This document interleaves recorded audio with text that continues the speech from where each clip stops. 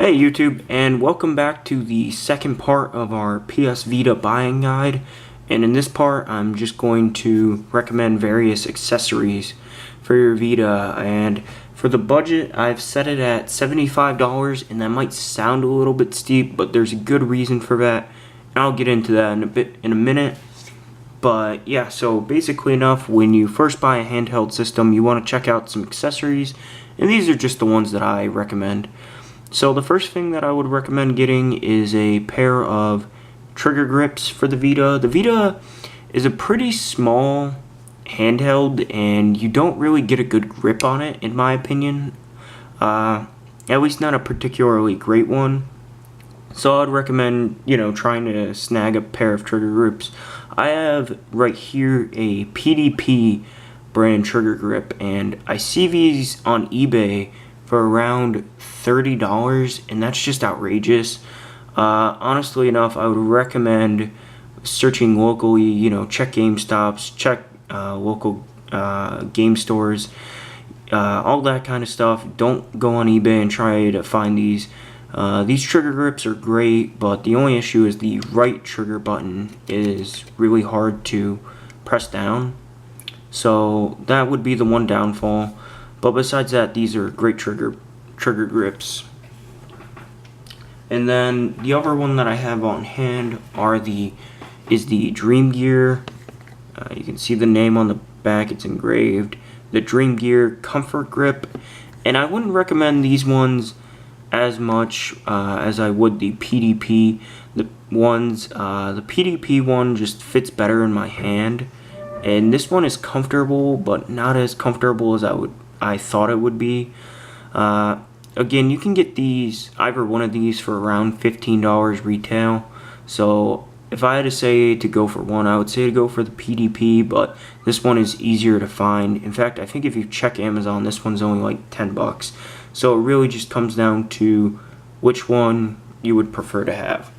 So that sets our budget right there at $15 for a pair of good trigger grips. Again, don't buy the first ones you see on eBay. They're just cheap, crappy Chinese ones that break really easily. So the next thing that I'd have to say to pick up is a memory card. And the one I'm holding right here is a 16 gigabyte memory card. And I think you can just barely make it out that it's 16 gigs. And I priced one of these at $35. And I know I'm underpricing a little bit. If you go on Amazon or on most eBay sites, you see that they're around $40, and I'm underpricing them mostly because I've been able to get I have three 16 gigabyte memory cards, and I have bought each one for $35 exact off of eBay. So if you do some searching, you can find one of these, and you absolutely need don't get an 8 gigabyte Vita memory card. They don't last long at all.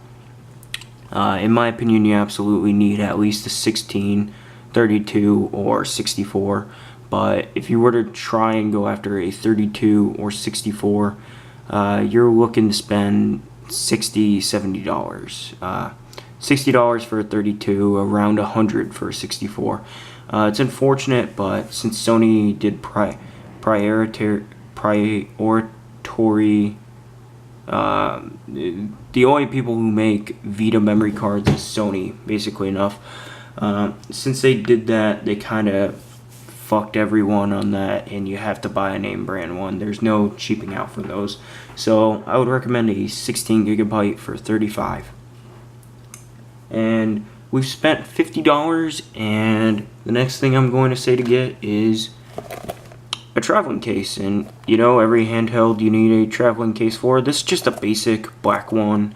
I think you can get them for $5. This is one of the things that, in my opinion, you can cheap out on is a traveling case, because even like cheap ones like these, they're still going to protect it to the most extent. You can get better ones for like $20, but I'm just not about spending a lot of money on traveling cases. That's just me, but yeah.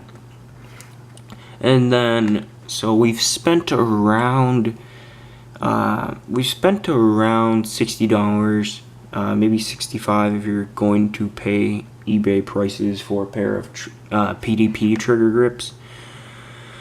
And then I'm just going to say to pick up a couple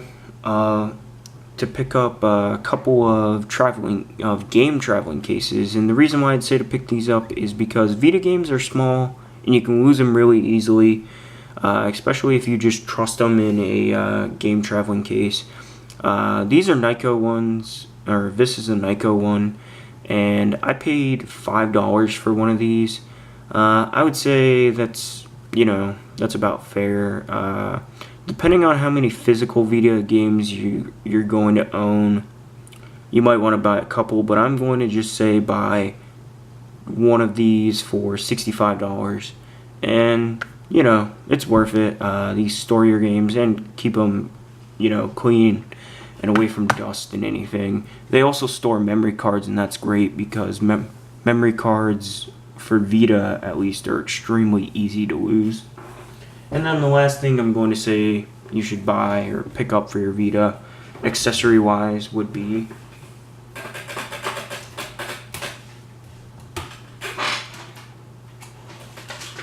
sorry, I had to unplug this from my wall.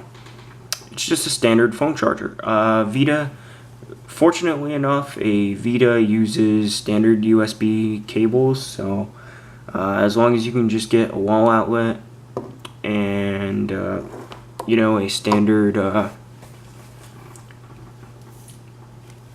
micro USB cord.